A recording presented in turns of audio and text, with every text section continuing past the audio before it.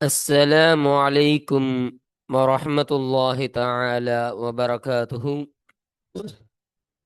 بسم الله الرحمن الرحيم. ரியாது சாலிஹீன் பாடம் 329. இந்த ரியாது சாலிஹீனுடைய 329ஆம் நாள் பாடத்தில் நாம் அமர்ந்திருக்கின்றோம். இந்த பாடத்தில் பாபு திக்ரில் மௌத்தி வகிசரில் அமலி என்ற தலைப்பின் கீழ் அமையக்கூடிய வரக்கூடிய ஹதீஸுகளை பற்றி நாம் பேச இருக்கின்றோம். அல்ஹம்துலில்லாஹ். நம்முடைய ஜாமியா ரகீப் எஜுகேஷனல் ட்ரஸ்டின் மூலமாக பல தீன் சம்பந்தப்பட்ட சேவைகளையும் பல துன்யா சம்பந்தப்பட்ட சேவைகளையும் நாம் செய்து கொண்டிருக்கின்றோம். இந்த சேவைகள் எவ்வித தொய்வின்றி நடைபெறுவதற்காக நீங்கள் துஆ செய்யுங்கள், இன்னும் ஆதரவு தாருங்கள்.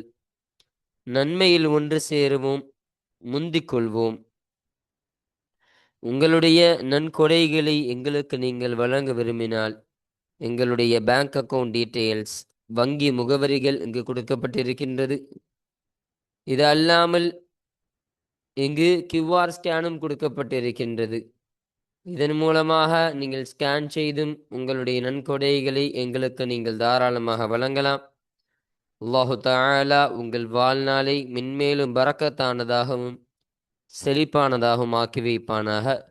ஆமீன் ஆமீன் யா ரப்பல் ஆலமீன்.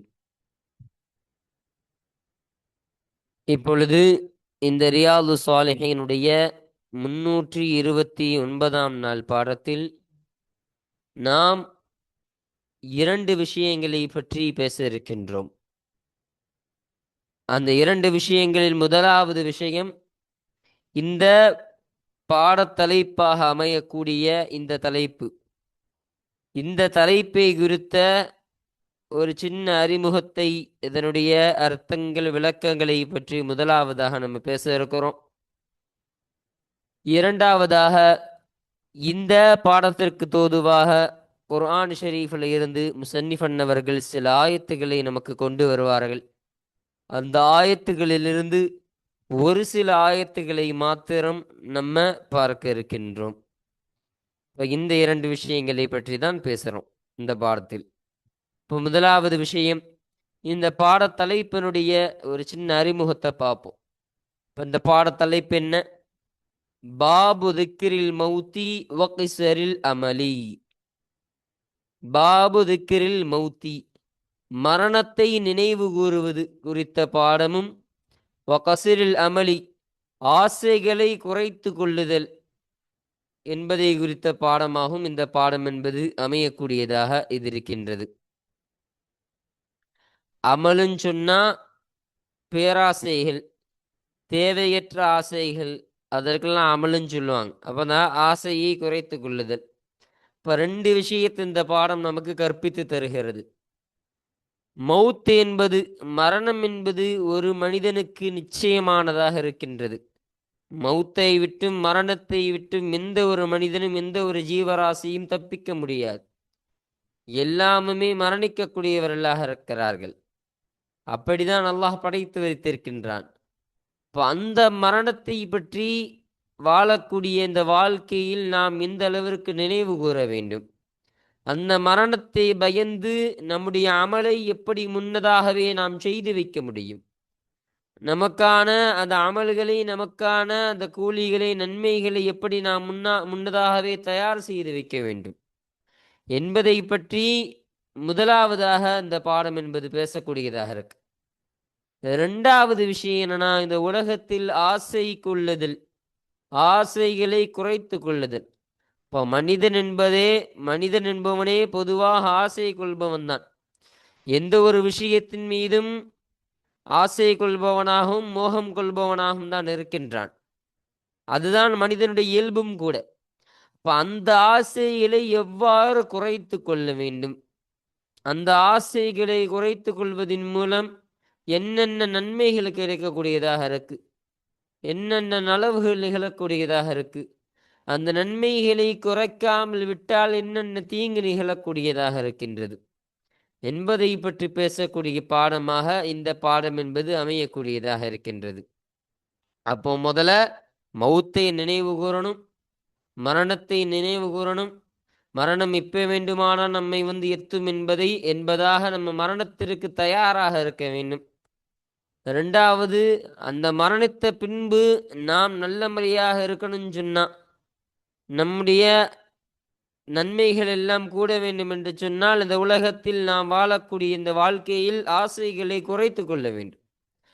அந்த ஆசைகளையும் நம்ம குறைத்து கொண்டு மறுமையில் வெற்றியாளர்களாக ஆக வேண்டும் என்ற இரண்டு விஷயத்தை கற்பித்து தரக்கூடிய பாடமாக இந்த பாடம் என்பது அமைகின்றது. இப்போ இந்த பாடத்திற்கு கீழ் வரக்கூடிய ஆயத்துகளும் இந்த பாடத்திற்கு கீழ் பதிவு செய்யப்படக்கூடிய ஹதீஸுகளும் இந்த இரண்டு செய்திகளை வலியுறுத்தி வரக்கூடியதாக இருக்கும் என்பதை விளங்கிக் கொள்ளுங்கள். இப்போ இதுதான் இந்த பாட தலைப்பினுடைய ஒரு சின்ன அறிமுகம். இப்போ அடுத்தபடியாக முசன்னிஃப் அவர்கள் சில ஆயத்துக்களை குர்ஆன் ஷெரீஃபில் இருந்து கொண்டு வருவாங்க. அந்த ஆயத்துகளுடைய தர்ஜுமாக்கள், விளக்கங்கள், அதனுடைய தஃசீர்கள் எல்லாம் இப்போ நம்ம முழுமையாக பார்ப்போம். அல்ஹம்துலில்லாஹ். இப்போ நம்ம கிதாபை பார்ப்போம். 65வது பாடம். இந்த ரியாது ஸாலிஹின் கிதாபில் பதிவு செய்யப்படக்கூடிய பாடங்களுடைய வரிசையின் பிரகாரம் இது 65வது பாடமாக இது அமைகின்றது. இப்போ இதுவரையிலும் இந்த ரியாது ஸாலிஹீனில் நம்ம 64 பாடங்களை முழுமையாக பார்த்து நாம் நிறைவு செய்திருக்கிறோம். அந்த 64 பாடங்களில் படித்த அனைத்து ஆயத்துக்களையும் அனைத்து ஹதீஸுகளையும் அல்லாஹு தஆலா நம்முடைய கல்பில் கபூலாக்கி தருவானாக. ஆமீன். இப்பொழுது 65வது பாடத்தை நம்ம பார்ப்போம். இப்போ இந்த பாட தலைப்பு என்ன? பாபு திக்ரில் மௌத்தி வகிசரில் அமலி என்று அமையக்கூடியதாக இருக்கு. இப்போ இதனுடைய இந்த தலைப்பினுடைய அர்த்தத்தையும் அதனுடைய விளக்கங்களையும் ஒரு சின்ன அறிமுகத்தெல்லாம் நம்ம முன்னாடியே நம்ம பார்த்தாச்சு. இப்போ முசன்னிஃப் அவர்கள் கொண்டு வரக்கூடிய ஆயத்தை நம்ம பார்ப்போம். قال الله تعالى, உயர்ந்த அல்லாஹு தஆலா சொன்னா, குல்லு நஃப்ஸின் ذائقத்துல் மௌத் وإنما توفون أجوركم يوم القيامة فمن زحزح عن النار وأدخل الجنة فقد فاز وما الحياة الدنيا إلا متاع الغرور என்பதாக அமையக்கூடிய ஆயத். இப்போ இந்த ஆயத்திற்கான அர்த்தம் என்ன? குல்லு நஃப்ஸின், ஒவ்வொரு ஆன்மாவும், ذائقத்துல் மௌத், மரணத்தை சுவைக்கக்கூடியதாகவே இருக்கின்றது. وإنما توفون أجوركم, உங்களுடைய கூலிகளை நிரப்பமாக கொடுக்கப்படுவதெல்லாம் யௌமுல் கியாமத்தி, மறுமையுடைய நாளிலே அது நிகழக்கூடியதாக இருக்கும். ஃபமன் ஸுஹ்ஸிஹ அனின் நாரி, நரகத்தை விட்டு யார் தூரமாக்கப்பட்டாரோ, வஉத்கிலல் ஜன்னத, இன்னும் சுவனத்திற்கு யார் நுழைக்கப்பட்டாரோ, ஃபகத் ஃபாஸ், திட்டமாக அவரே வெற்றி அடைந்து விட்டார். வமல் ஹயாத் துன்யா, இன்னும் இந்த உலக வாழ்க்கை என்பது இல்லை, இல்லா மதாஅல் குரூர், ஏமாற்றும் இன்பமாகவே தவிர இந்த உலகம் என்பது இல்லை என்று அமையக்கூடிய ஒரு ஆயத்தாக இந்த ஆயத்து என்பது அமையக்கூடியதாக இருக்கின்றது. அப்போ இந்த ஆயத்தினுடைய தஃப்சீரை இப்போ நம்ம பார்ப்போம். தஃப்சீர் இப்னு கஸீரில் நமக்கு விளக்கங்களை சொல்றாங்க. குல்லு நஃப்ஸின் ذائقத்துல் மௌத், ஒவ்வொரு ஆன்மாவும் மௌத்தை சுவைக்கக்கூடியதாக இருக்கும். சுவைக்கக்கூடியதுன்னா எல்லா ஆன்மாவும், இந்த உலகத்தில் என்னென்ன ஜீவராசி இருக்குதோ, மனிதர்களாக இருக்கலாம், ஜின்களாக இருக்கலாம், மிருகங்களாக இருக்கலாம், பறவைகளாக இருக்கலாம், உயிர் தாவரங்களாக இருக்கலாம், செடிகொடிகளாக இருக்கலாம், இப்படி எல்லா ஜீவராசிகளும் மரணத்தை சுவைக்கக்கூடியதாக இருக்கும். இப்போ மரணத்தை அது எத்தியே தீரும். எந்த ஒன்றுக்கும் மரணம் இல்லாமல் கிடையாது. மரணம் என்பது அதற்கு நிச்சயமாக உண்டு என்பதை சொல்லித்தராங்க. وَإِنَّمَا تُوَفَّوْنَ أُجُورَكُمْ, இன்னும் நிச்சயமாக உங்களுடைய கூலிகளை நிரப்பமாக கொடுக்கப்படுவதெல்லாம். அப்ப கூலிகள்லாம் முஃமினுடைய கூலி நன்மை, காஃபிருடைய கூலி தண்டனை என்பதாக சொல்லித்தராங்க. அப்போ கூலிகள்னா இப்போ ஒரு முஃமினை பார்த்து இதை சொல்லணும்னு சொன்னா, முஃமின்களே உங்களுக்கான நீங்கள் செய்த அமலுக்கான அந்த கூலி, அந்த நன்மையை நீங்கள் பெற்றுக்கொள்ளக்கூடியவர்களாக இருப்பீர்கள். காஃபிர்களை பார்த்து சொல்லணும்னா, காஃபிர்களே நீங்கள் செய்த அந்த தீமைக்கான அந்த கூலி, அதாவது தண்டனை, அந்த தண்டனை உங்களுக்கு கியாமத்து நாளில் கிடைக்கக்கூடியதாக இருக்கும். யோமுல் கயாமத்தி, அந்த மறுமை நாளில் கிடைக்கக்கூடியதாக இருக்கும். அதை தான் அதில் தான் நீங்கள் முழுமையாக பெற்றுக்கொள்ளக்கூடியவர்களாக இருப்பீர்கள் என்று அல்லாஹ் சொல்லி தருகிறான். அப்போ இந்த உலகத்தில் கிடைக்கிற வெற்றியும் தோல்வியும் நிரந்தரம் அல்ல. அது மாதிரிதான் நன்மையும் தண்டனையும். இப்போ இந்த உலகத்தில் எப்படி ஒரு வெற்றி கிடைக்குதோ அது நிரந்தரமான வெற்றி ஒன்றும் கிடையாது. அதே மாதிரி இந்த உலகத்தில் ஒருத்தவன் தோத்துட்டான்னு சொன்னால் அது உனக்கு நிரந்தரமான தோல்வியும் கிடையாது. அது மாதிரி தான் அந்த உலகத்தில் ஒருத்தவனுக்கு நன்மை செய்யப்படுது.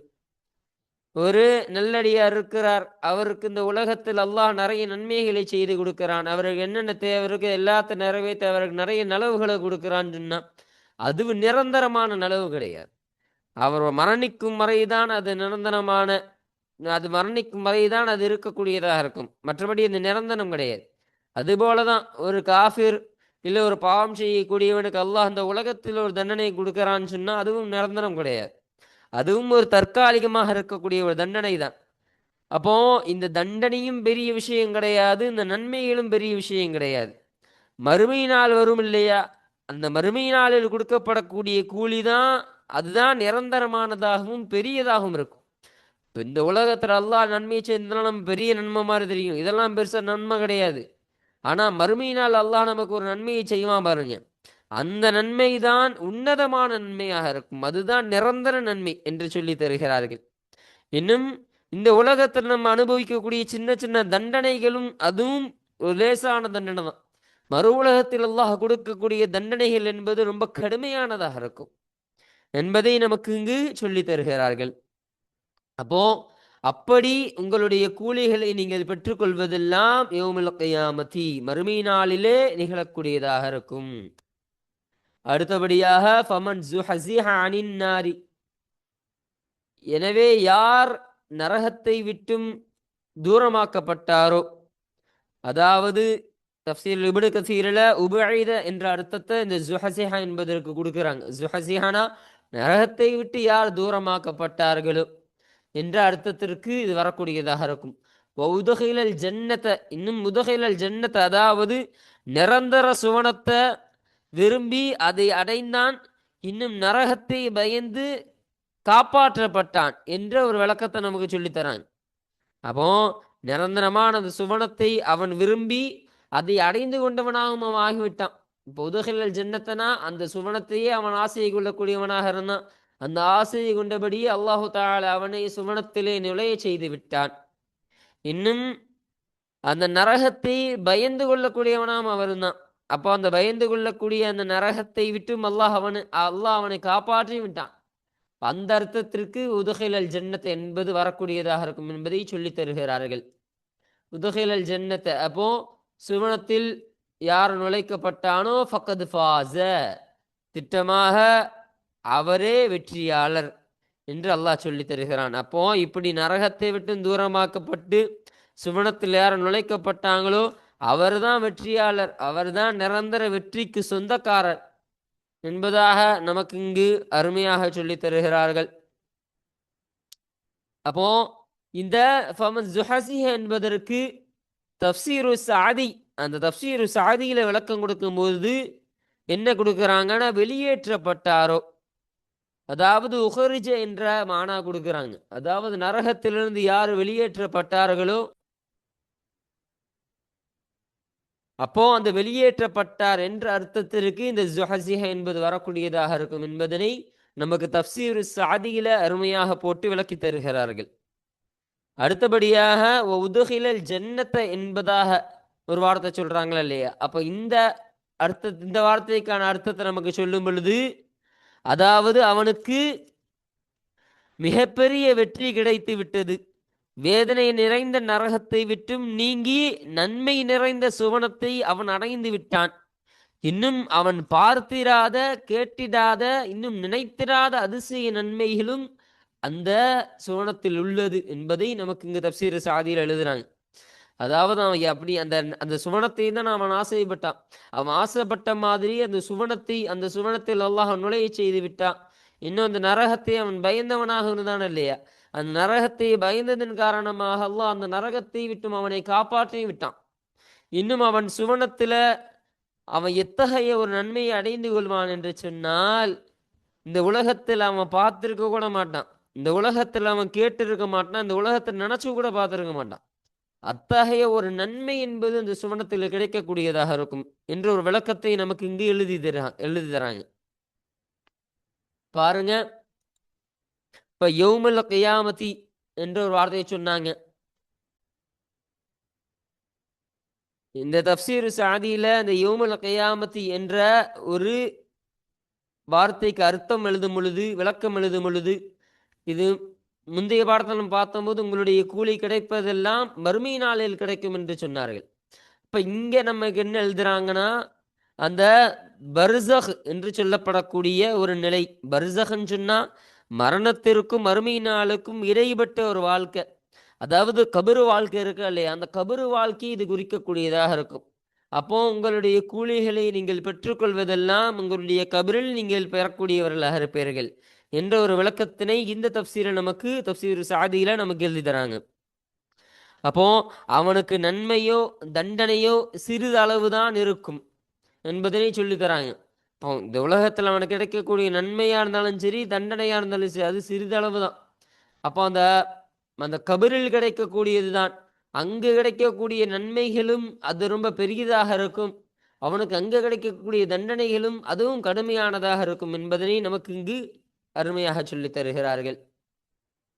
அடுத்து பாருங்க, ஒமல் ஹயாத்து துன்யா, இன்னும் இந்த உலக வாழ்க்கை என்பது இல்லை, இல்லா மதாஅல் குரூர், ஏமாற்றும் இன்பமாகவே தவிர இந்த உலக வாழ்க்கை என்பது இல்லை என்று சொன்னார்கள். தப்சீருல் பகவியில ஒரு விஷயத்தை சொல்றாங்க. எல்லா மத்தாள் ஒருனா ஒரு கோடாலி இல்லை ஒரு பானை, தட்டு, பாத்திரம் போல சிறிது காலம் உபயோகப்படக்கூடிய ஒன்றுதான். அப்போ இந்த அர்த்தத்தில் இருக்கலாம். இந்த உலகத்தில் ஒரு கோடாலி வச்சிருக்கிறோம், இல்லை ஒரு பானை இருக்குது நமக்கு, இல்லை சாப்பிட்றதுக்கு ஒரு தட்டு இருக்கு, பாத்திரம் இருக்கு. இதான் எப்படி கொஞ்ச காலத்துக்கு நம்ம யூஸ் பண்றோம், கொஞ்ச காலத்துக்கு உபயோகப்படுத்தக்கூடிய ஒரு ஒன்றாக எப்படி இது இருக்கின்றதோ அதுபோலதான் இந்த உலகமும் இந்த உலக வாழ்க்கையும் கொஞ்ச காலத்திற்கு இது உபயோகப்படக்கூடியதாக இருக்கும், மற்றபடி இது நிரந்தரம் கிடையாது என்ற ஒரு விளக்கத்தினை தப்சீருல் பகவியில நமக்கு தெளிவுபடுத்துறாங்க. அல்ஹம்துலில்லாஹ். இப்ப பாருங்க, சூரத்து ஆல இம்ரான்ல 185வது ஆயத்தாக இந்த ஆயத் என்பது பதிவு செய்யப்படுகின்றது என்பதை நமக்கு இங்கு சொல்லித் தருகிறார்கள். இப்ப இந்த ஆயத்தினை முசன்னிஃப் பண்ணவர்கள் இந்த பாடத்திற்கு தோதுவாக கொண்டு வருவதற்கான காரணம் என்னன்னு சொன்னா, இங்கு 2 விஷயமும் விளங்குது நமக்கு. இந்த பாடம் என்பது மரணத்தை நினைவு கூறுதல் என்பதை பற்றி பேசக்கூடிய பாடமாக இருக்கு, ஆசைகளை குறைத்து கொள்ளுதல் என்பதை பற்றி பேசக்கூடிய பாடமாகவும் இருக்கு. அதுல சொல்லும் பொழுது குல்லு நஃப்ஸின் தாயிகத்துல் மௌத், ஒவ்வொரு ஆன்மாவும் மரணத்தை சுவைக்கக்கூடியதாக இருக்கும். அதனால் நீங்கள் ஒவ்வொரு வினாடியும் நீங்கள் மரணத்தை நினைவு கூர்ந்து கொண்டே இருங்கள் என்ற ஒரு விஷயத்தையும் அல்லாஹ் அந்த ஒரு ஆயத்துல சொல்லித்தரான். இன்னும் அமளி, இன்னும் ஆசைகளை நீங்கள் குறைத்து கொள்ளுங்கள். அப்போ ஒமல் ஹயாத் துன்யா இல்லா மதாஅல் குரூர் என்ற ஒரு வார்த்தை அல்லாஹ் சொன்னான். அப்ப அந்த உலக வாழ்க்கை என்பது ரொம்ப ஒரு வீண் விளையாட்டாக தான் இருக்கின்றது, ஒரு தற்காலிகமாக உபயோகப்படக்கூடிய ஒரு பொருளாக தான் இருக்கு. அதனால் இந்த உலகத்தினுடைய இந்த வாழ்க்கையின் மீது நீங்கள் ஆசை கொள்ளாதீர்கள், உங்களுடைய ஆசைகளை நீங்கள் குறைத்து கொள்ளுங்கள் என்ற ஒரு விஷயத்தையும் அல்லாஹ் இந்த ஒரு ஆயத்தின் மூலமாக சொல்லித் தருகிறான். இப்போ இந்த 2 கருத்தின் காரணமாக தான் இந்த ஆயத்தினை முசன்னிஃப் அவர்கள் இந்த பாடத்திற்கு தோதுவாக கொண்டு வந்திருக்கின்றார்கள். அல்ஹம்துலில்லாஹ். இப்போ அடுத்தபடியாக வகால தஆலா, இன்னும் உயர்ந்த அல்லாஹு தஆலா சொன்னா, وما تدري نفس ماذا تكسب غدا وما تدري نفس بأي أرض تموت. இந்த ஆயத்திற்கான அர்த்தம் என்னன்னு சொன்னா, வமா தத்ரி நஃப்சுன், ஒரு ஆன்மாவும் அடைந்து கொள்வதில்லை, மாதா தக்ஸிபு கதா, நாளை அது எதை சம்பாதித்து வைக்குமோ அந்த ஒன்றை எந்த ஒரு ஆன்மாவும் அறியாது. ததிரீனா அறியாது, ஒரு ஆன்மாவும் அறியாது. மாதா தக்ஸிபு கதா, நாளை அது எதை சம்பாதிக்கும், எதை அது பெற்றுக்கொள்ளும் என்பதை எந்த ஒரு ஆன்மாவும் அறியாது. ஒமா ததிரி நப்சுன், இன்னும் எந்த ஒரு ஆன்மாவும் அறியாது. பி ஐயி அர்தின் தமூத், அது பூமியில் அது எந்த இடத்தில் மரணிக்கும் என்பதையும் ஒரு ஆன்மாவும் அறியாது என்று இதனுடைய அர்த்தம் அமையக்கூடியதாக இருக்கின்றது. அப்போ ஒமா தத்ரி நப்சுன், இதுக்கு நம்ம தஃப்சீருல் ஃபத்துஹல் பயான்ல விளக்கத்தை போடும் பொழுது, எந்த உயிராக இருந்தாலும் சரியே, மனிதன், ஜின், நபி, மலக்கு, இப்படி எந்த ஒரு உயிராக இருந்தாலும் சரி, அது எதுவுமே அறிந்து கொள்ளாது என்பதை நமக்கு சொல்லித் தருகிறார்கள். இப்போ மாதா தக்ஸிபு கதானா, தீன் விஷயத்திலேயோ அல்லது துன்யா விஷயத்திலேயோ, அதாவது நன்மை, பணம், இன்னும் நல்லதோ தீயதோ, அப்ப இப்ப இத்தகைய ஒரு அர்த்தத்திற்கு இது வரக்கூடியதாக இருக்கும். அப்போ அந்த அது சம்பாதித்து கொள்ளுனா எப்படி, அந்த தீன் விஷயத்துல சம்பாதிக்குதோ இல்ல துன்யா விஷயத்துல சம்பாதித்ததோ, அதாவது தீன் விஷயம்னு சொன்னா அந்த நன்மைகள் தீமைகள் இதை சம்பாதித்து கொள்ளுதல், இல்ல துன்யா விஷயத்தை சம்பாதிக்குதுன்னு சொன்னா இது போல பணம், செல்வங்கள், இந்த அர்த்தத்திற்கு வரக்கூடியதாக இருக்கும். அப்படி நாளை அது என்ன செல்வத்தை சம்பாதிக்கும், அவன் எவ்வளவு சம்பாதிப்பான் என்பதை எந்த ஒரு உயிரும் அறியாது. இப்ப நாளை என்ன நடக்க போதும் தெரியாது, அது எதை எடுத்துக்கொள்ளும், நமக்கு என்ன கிடைக்கும் என்பதை எந்த ஒரு ஆன்மாவும் அறியாது. இன்னும் நாளைக்கு நமக்கு தீமை நடக்குமா இல்லை நன்மை நடக்குமா, நமக்கு தீமையானது கிடைக்குமா நன்மையானது கிடைக்குமா என்பதையும் அது அறியாது என்ற ஒரு விளக்கத்தை இங்கு நமக்கு ஃபத்ஹுல் பயான்ல சொல்லி தராங்க. இன்னும் ஷவுகானி இமாமுக்குரிய இந்த ஃபத்ஹுல் கதீர் என்ற தஃப்சீரில் நமக்கு சொல்லும் பொழுது, அருளின் தமூத் ஒரு வார்த்தை சொன்னாங்களா இல்லையா, அந்த அருளின் தமூத்துனா அவனுக்கு எங்க அல்லாஹ் விதி அமைச்சிருக்கிறானோ அந்த இடம். அப்போ ஒவ்வொரு ஜீவராசிக்கும் பிறப்பதற்கு முன்னாலே அல்லாஹ் எழுதி விடுவான், இப்ப இந்த உயிர் இந்த இடத்தில் தான் மரணிக்க வேண்டும், மரணிக்கப்படணும் என்று அல்லாஹ் எழுதியிருப்பான் என்ற எந்த விதி. அப்போ அந்த விதிபடி அல்லாஹ் எப்படி அந்த எழுதுறானோ, எந்த இடத்துல இந்த உயிர் மரணிக்க வேண்டும் என்று அல்லாஹ் எழுதியிருக்கிறானோ அந்த இடத்தில், எந்த இடத்துல அவன் மரணிப்பான் என்பதையே எந்த ஒரு உயிரும் அறியாது என்பதையும் இங்கு நமக்கு சொல்லி தருகிறார்கள். இப்போ இந்த ஒரு விளக்கத்தை நமக்கு தராங்க. பாருங்க, லுக்குமான், சூரத்து லுக்குமான்ல 34வது ஆயத்து, 34வது ஆயத்தாக இந்த ஆயத்து என்பது பதிவு செய்யப்படுகின்றது. அப்போ இந்த ஆயத்தானதை முசன்னிஃப் அன்னவர்கள் இந்த பாடத்திற்கு தோதுவாக கொண்டு வர காரணம் என்னன்னு சொன்னா, இங்கு அல்லாஹ் சொல்லும் பொழுது ஒரு ஜீவராசி, ஒரு உயிர் அது எந்த இடத்தில் மரணிக்கப்படும் என்பதை அது தானே அறியாது. அதனால் நீங்கள் மரணத்தை நீங்கள் பயந்து கொள்ளுங்கள். அதனால் இந்த உலகத்தில் எதுவும் நிரந்தரம் கிடையாது, நீங்கள் ஆசை கொள்ளாதீர்கள், நீங்கள் இந்த உலகத்தினுடைய ஆசைகளை நீங்கள் குறைத்து கொள்ளுங்கள் என்ற ஒரு கருத்து என்பது இந்த ஆயத்தின் மூலமாக விளங்கக்கூடியதாக இருக்கின்றது. அப்ப இந்த ஒரு கருத்தின் காரணமாக தான் இந்த ஆயத்தானதை முசன்னிஃப் அன்னவர்கள் இந்த பாடத்திற்கு தோதுவாக நமக்கு கொண்டு வந்திருக்கின்றார்கள். அல்ஹம்துலில்லாஹ். அப்போ இந்த பாடத்திற்கீழ எக்கச்சக்கமான ஆயத்துக்களை முசன்னிஃப் அன்னவர்கள் நமக்கு கொண்டு வருகிறார்கள். அதில் கொஞ்சம் கொஞ்சமாக நம்ம பார்ப்போம்.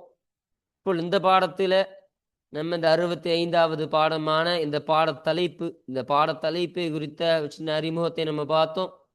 அதற்கு கீழே முசன்னிஃப் அன்னவர்கள் கொண்டு வந்த இந்த முதலாவது இருக்கக்கூடிய இந்த 2 ஆயத்துகளுக்கான தர்ஜிமாவையும் அதனுடைய விளக்கங்கள், அதனுடைய தப்சீர்கள் முழுமையாக பார்த்து இன்றைய பாடத்தை நாம் நிறைவு செய்து விட்டோம். அல்ஹம்துலில்லாஹ். இன்ஷா அல்லாஹ் அடுத்த பாடத்தில் இந்த மீதம் இருக்கக்கூடிய இந்த ஆயத்துகளுக்கான அர்த்தம், அதனுடைய தர்ஜுமாக்கள், தஃப்சீர்கள், மற்ற செய்திகளை பற்றியெல்லாம் இன்ஷா அல்லாஹ் நாம் அடுத்த பாடத்தில் நாம் பேசுவோம். வாஹிர் தஅவானா அனில் ஹம்துலில்லாஹி ரப்பில் ஆலமீன்.